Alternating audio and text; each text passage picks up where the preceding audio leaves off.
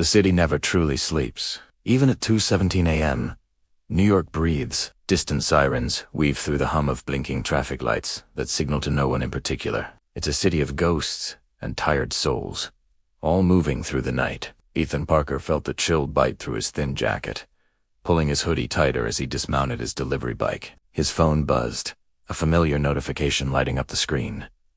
Delivery completed. Just like that, another long, grueling shift was over. At 22, Ethan was a veteran of the gig economy. His dreams of college, of a life he'd once planned, had slowly faded, replaced by the relentless cycle of food deliveries, late nights, and the endless waiting that came with it. His life was measured in paychecks, each one barely enough to keep his head above water. Every night, he caught the same last bus home, the one that ran nearly empty through the forgotten corners of the city. But tonight, something was different. As he approached the deserted bus stop on 9th Avenue, he saw a figure sitting on the bench, an old man, his coat too thin for the biting wind, his shoes worn down by countless miles. A silver beard framed a face, etched with time. He stared straight ahead, his hands folded calmly in his lap, as if he were waiting for something far more significant than a bus.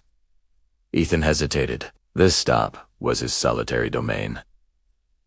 A silent checkpoint between work and home. He almost turned back, but a strange pull kept him there. "Cold night?" Ethan offered, his voice a little hoarse. The words hung in the air, a small attempt to break the thick silence.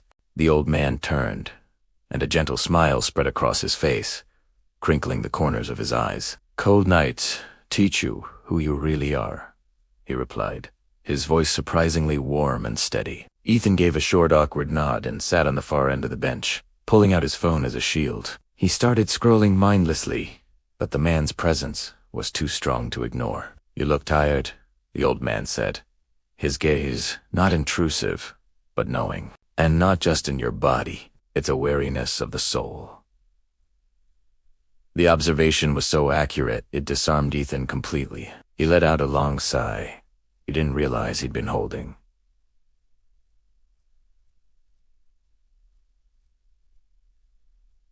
Life's been heavy lately, really heavy. The old man chuckled softly, a sound like rustling leaves. Life is always heavy. The real question is whether you decide to drop it, or learn how to carry it forward.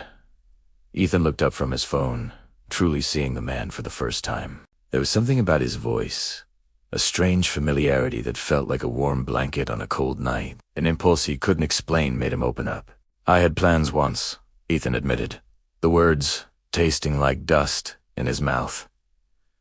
"Big ones. I was going to study architecture, build things. Now I'm just surviving." The old man nodded slowly, his eyes holding a profound sense of understanding. "Surviving is not failing," he said, his words landing with unexpected weight. "It's training. It's the groundwork for who you are meant to become."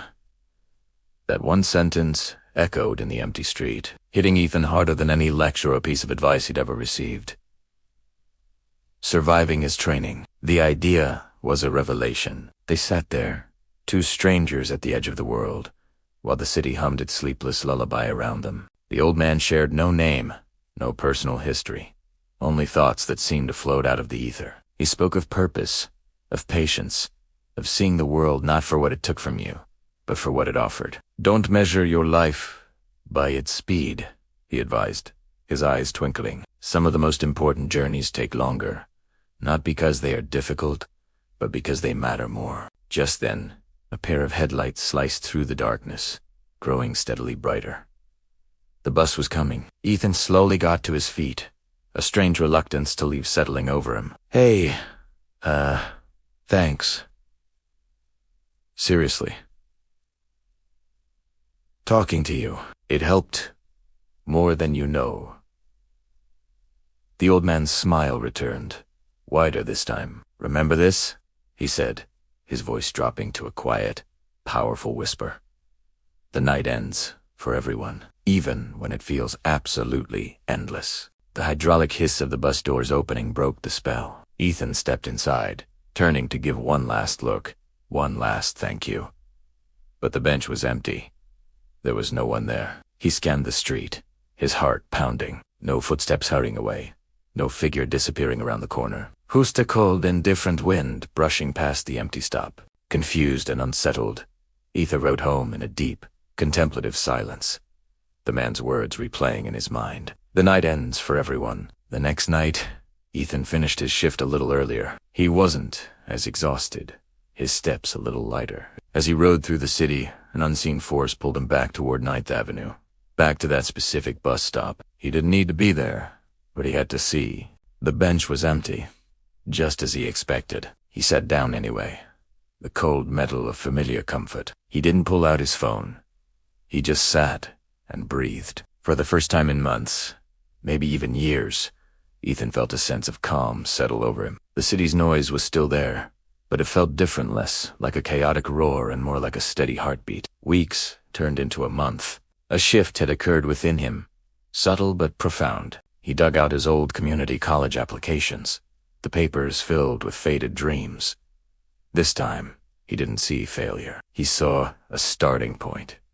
He filled out a new one, his hand steady. He started saving money, tucking away a few dollars from every shift, not out of desperation, but with a clear purpose. He started walking with his head held high, his gait no longer a shuffle of exhaustion but a stride of intent. One brisk evening, as he waited at the stop, something caught his eye. A small, white piece of paper, taped to the metal pole of the bus stop sign. He moved closer. His curiosity piqued. Written in simple, elegant handwriting were just a few words. "You made it this far. Keep going." A warmth spread through his chest, and he couldn't stop the smile that broke across his face. His eyes burned with unshed tears, not of sadness, but of overwhelming gratitude. He knew, somehow, who it was from. The bus arrived, its lights washing over him. As he stepped on, he caught his reflection in the glass of the door. The city lights shimmered and danced behind him, and for a fleeting, impossibly moment, he thought he saw another reflection standing beside his. It was the old man, a proud, encouraging smile on his face. Before it dissolved back into the glare of the streetlights, Ethan took his seat. The note clutched in his hand. The bus pulled away, and New York City kept moving, its endless rhythm a promise of another day. And this time so did Ethan. He was no longer just surviving. He was training. He was carrying his life forward, into the dawn that was finally breaking. Thank you for watching. If this story resonated with you, remember to like, subscribe, and share it with someone who might need to hear it. Keep going.